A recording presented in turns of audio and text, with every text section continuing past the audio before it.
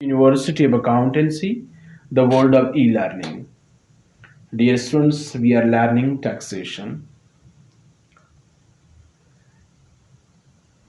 आज हम टैक्सेशन में देखेंगे कि what is the residency status of individual for tax purpose, why it is determined, what are the impacts of residency status on tax liability of an individual.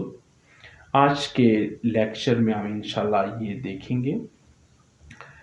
तो चलते हैं कि why to determine the residency status.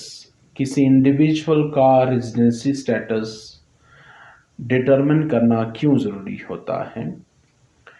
Tax residency status of individual must be determine prior to tax their income. Individual की income को tax करने से पहले ये ज़रूरी होता है कि उनका रेजिडेंसी स्टेटस या टैक्स रेजिडेंसी स्टेटस पहले से पता हो। क्यों? इसलिए कि as their status determine what part of their income would be tax under the tax regime. ये इसलिए ज़रूरी होता है ताकि हम मालूम कर सके कि किसी इंडिविजुअल की इनकम का कौन सा हिस्सा हम टैक्स करेंगे और कौन सा हिस्सा टैक्स नहीं करेंगे। अब रेजिडेंट पर्सन कौन होता है और नॉन रेजिडेंट पर्सन कौन होता है, यही मकसद है रेजिडेंसी स्टेटस का डिटरमिन होना या करना। Resident person, the resident persons are assessed to UK tax system on their worldwide income। कि जो अफराद, जो भी पर्सन्स रेजिडेंट है, तो आसान लफ्ज़ों में कि उनकी इनकम जो कि वर्ल्ड वाइड इनकम है वो यूके में टैक्स किया जाता है। यानी resident persons are required to pay tax on their world wide income. कि पूरी दुनिया से उनकी जो इनकम है सब पे उनको टैक्स देना पड़ेगा जो यूके में रेजिडेंट पर्सन है।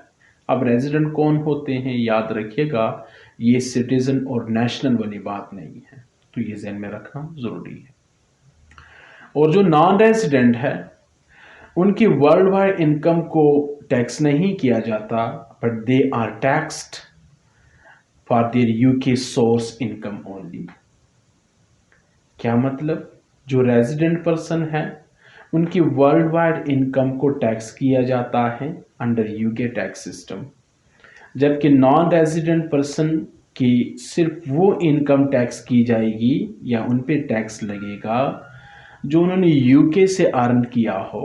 यानी यूके के टेरिटरी से बाहर कहीं से अर्न किया है तो नॉन रेजिडेंट पर्सन को उस इनकम पे टैक्स देना ज़रूरी नहीं होता या वो टैक्स नहीं देते।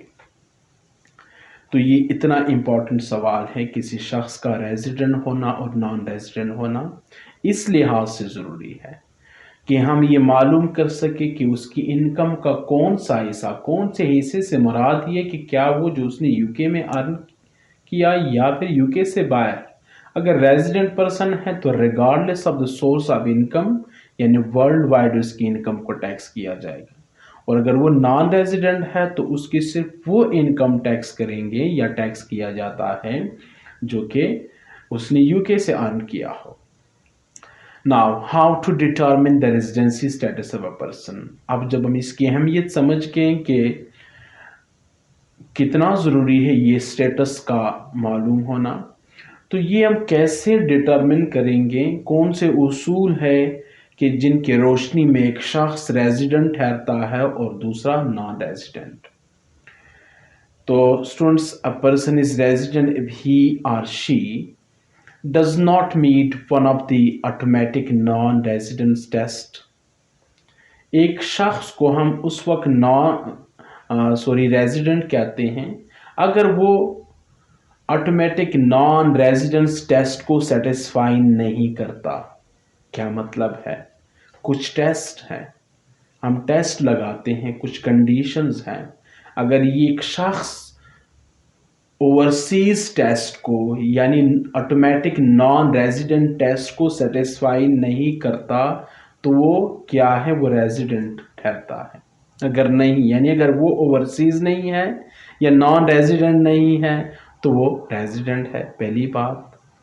या meets one of the automatic UK residence test, या तो वो ऑटोमेटिक नॉन रेजिडेंट टेस्ट को सेटिस्फाई नहीं कर रहा तब वो रेजिडेंट है, या फिर अगर वो मीट करता है कोई भी वो टेस्ट, कोई भी वो कंडीशन वो सेटिस्फाई करता है जिसकी वजह से एक शख्स यूके का रेजिडेंट ठहरता है, तो तब भी वो रेजिडेंट पर्सन होगा। या अगर वो शख्स ना ही तो ऑटोमेटिक नॉन रेजिडेंट टेस्ट में से किसी टेस्ट को सेटिस्फाई कर रहा है, ना ही वो ऑटोमेटिक यूके रेजिडेंट टेस्ट में से किसी को सेटिस्फाई करता है, यानी इन दोनों पहली बातों पे पूरा नहीं उतरता, तो द पर्सन मीट वन और more of the sufficient ties test, या फिर वो सफिशिएंट टाइज टेस्ट में से एक या ज्यादा को सेटिस्फाई करता है, तो हम कहेंगे द पर्सन इज रेजिडेंट। अब ये टेस्ट कौन से हैं, ये टेस्ट कैसे अप्लाई किए जाते हैं, तो स्टूडेंट्स हम इसको समझते हैं कि what is the procedure. Step 1, whether the individual meet automatically non resident test, क्या एक शख्स ऑटोमेटिकली नॉन रेजिडेंट टेस्ट में से किसी एक को सेटिस्फाई कर रहा है, यानी उसके मुताबिक है या नहीं। If the person satisfy one of the automatically non-resident test, then the person is non-resident। पहली बात, यानी वो कंडीशन जिनकी वजह से एक शख्स नॉन रेजिडेंट ठहरता है, अगर कोई शख्स उनमें से किसी एक को सेटिस्फाई करता है तो वो नॉन रेजिडेंट होगा। लेकिन अगर वो नहीं करता, यानी नो वाली बात है, तो एकदम वो शख्स रेजिडेंट नहीं बनता, बल्कि हम स्टेप 2 की तरफ जाएंगे। तो स्टेप 2 में ये है कि whether the individual meet automatically resident test. अब अगर वो ऑटोमेटिकली नॉन रेजिडेंट टेस्ट को मीट कर रहा है फिर तो नॉन रेजिडेंट है, अगर नहीं करता तो हम जाएंगे स्टेप 2 की तरफ, जहां ये देखेंगे कि whether the individual meet automatically residence test, अगर वो किसी एक रेजिडेंट टेस्ट को मीट कर रहा है तो ऑटोमेटिकली वो रेजिडेंट ठहरेगा। अगर वो भी नहीं करता फिर क्या होगा, तो हम फिर स्टेप 3 की तरफ जाएंगे। Then will go to step 3। Step 3 में क्या देखेंगे, whether the individual meet sufficient ties test, क्या वो इंडिविजुअल सफिशिएंट टाइज टेस्ट।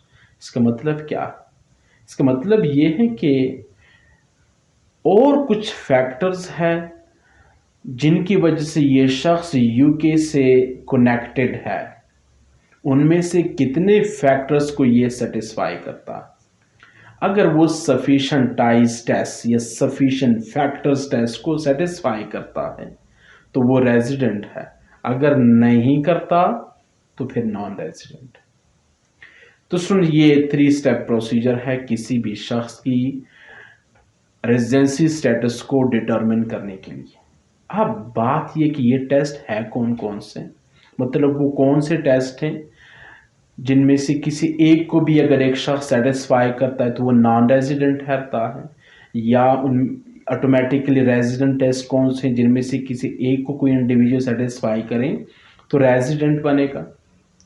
और इसी तरह से अगर इन दोनों टेस्ट को एक शख्स सेटिस्फाई नहीं करता या पार्शली सेटिस्फाई करता है तो फिर सफिशिएंट टाइज टेस्ट की तरफ जाएंगे कि क्या वो टेस्ट सेटिस्फाई कर रहा है, अगर कर रहे हैं तो रेजिडेंट, नहीं है तो नॉट।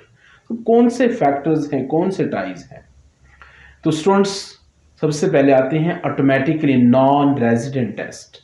मतलब ये वो टेस्ट हैं अगर कोई भी इंडिविजुअल इनमें से किसी एक शर्त के मुताबिक भी, किसी एक कंडीशन के मुताबिक है उसकी सिचुएशन या उसकी कंडीशन, तो ऑटोमेटिकली नॉन रेजिडेंट है।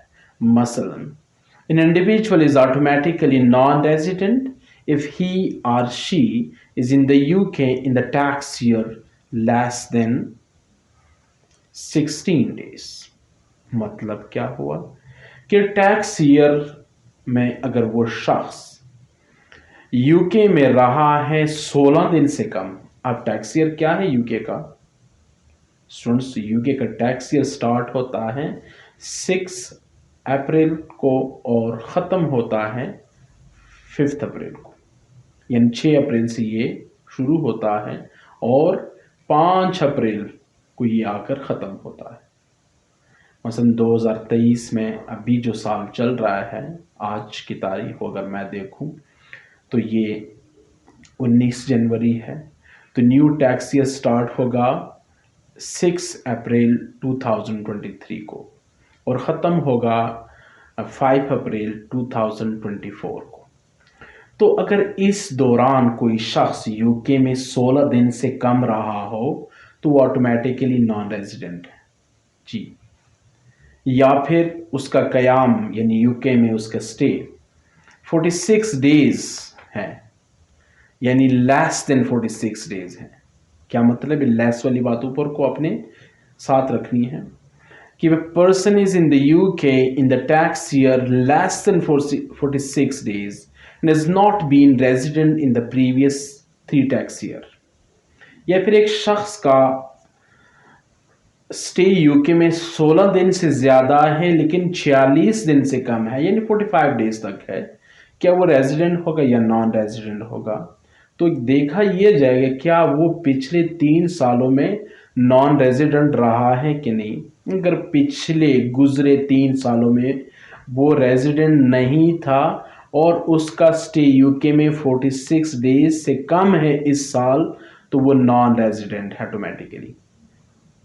तीसरी बात, या फिर the person is in the UK in the tax year less than 91 days। 91 days से क्या मराते हैं? 90 डेज या इससे कम उसका वक्त गुजरा है यूके में एंड ही और she works full time overseas, और उसने फुल टाइम ओवरसीज काम किया, तब भी वो ऑटोमेटिकली नॉन रेजिडेंट है।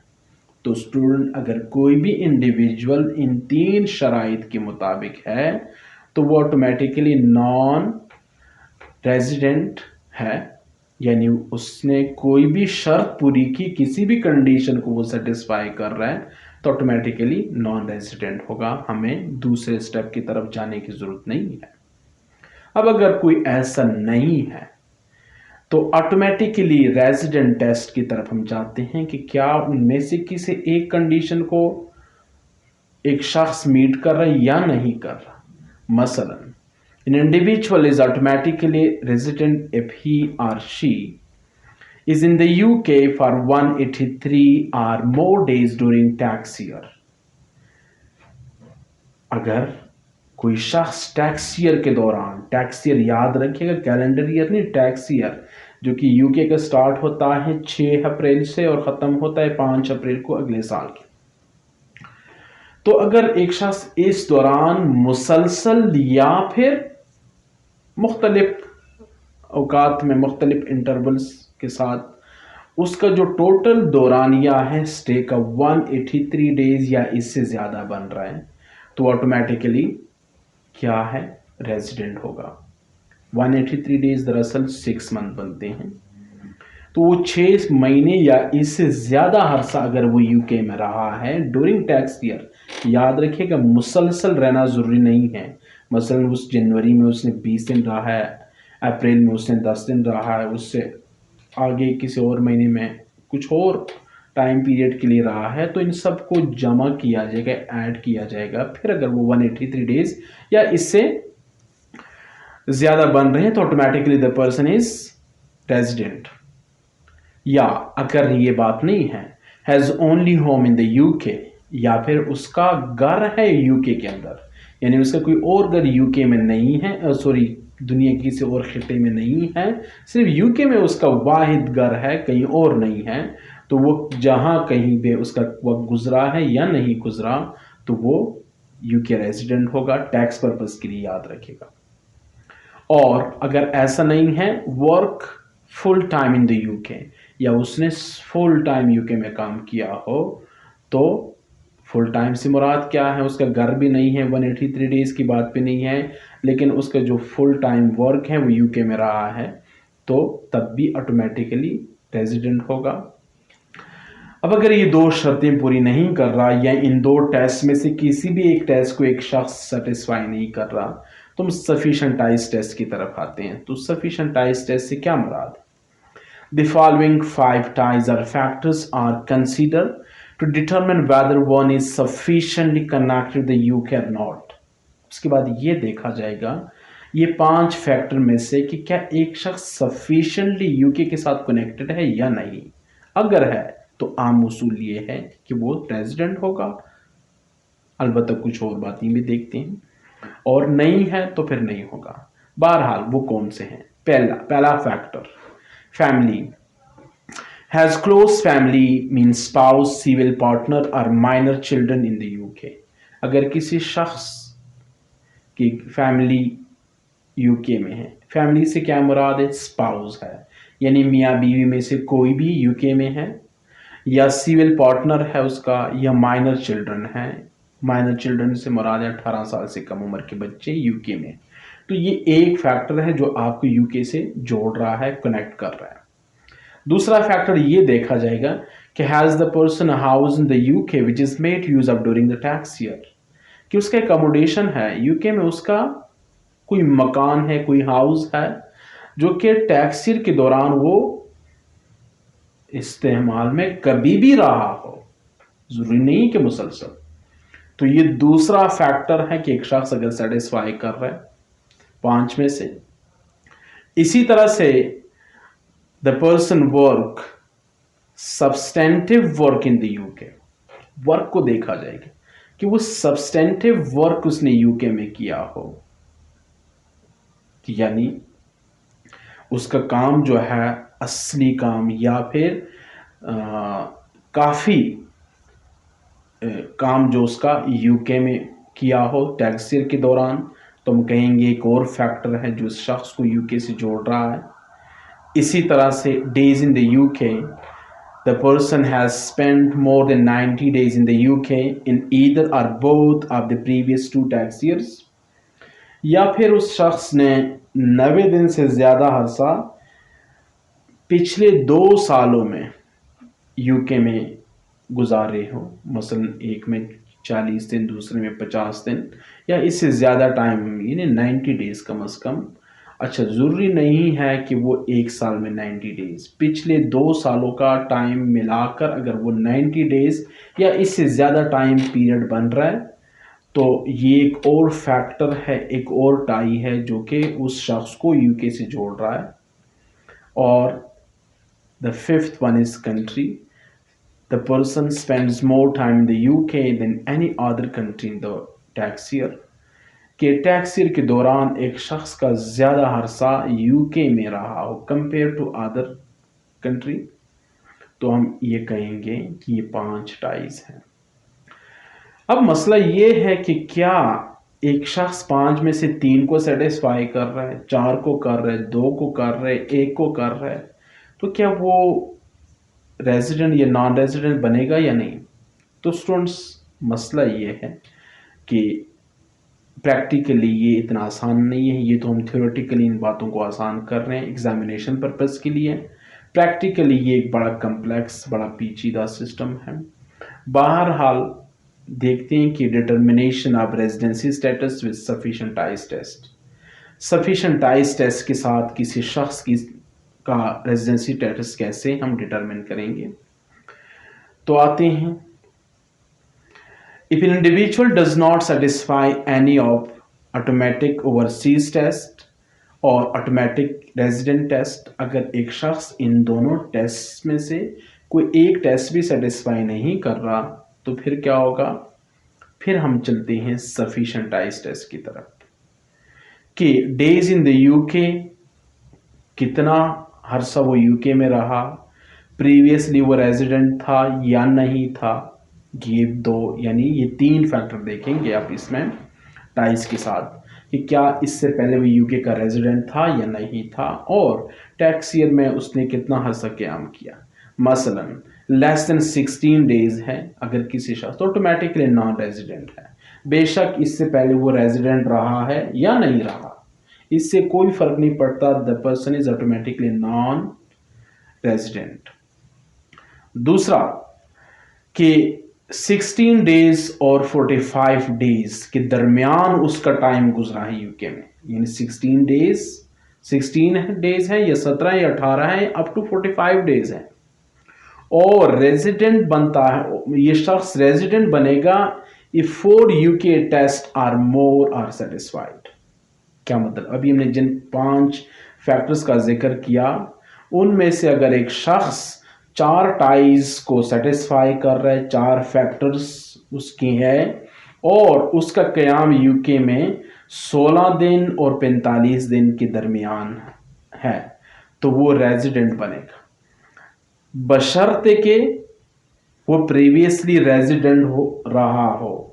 प्रीवियसली से क्या मुराद है, पिछले साल, उससे पिछले साल, ये कभी भी वो यूके का रेजिडेंट रहा हो और अब भी उसके 16 डेज और 45 दिन के दरमियान का अरसा है और 4 टाइज को सेटिस्फाई कर रहे हैं, द पर्सन इज रेजिडेंट।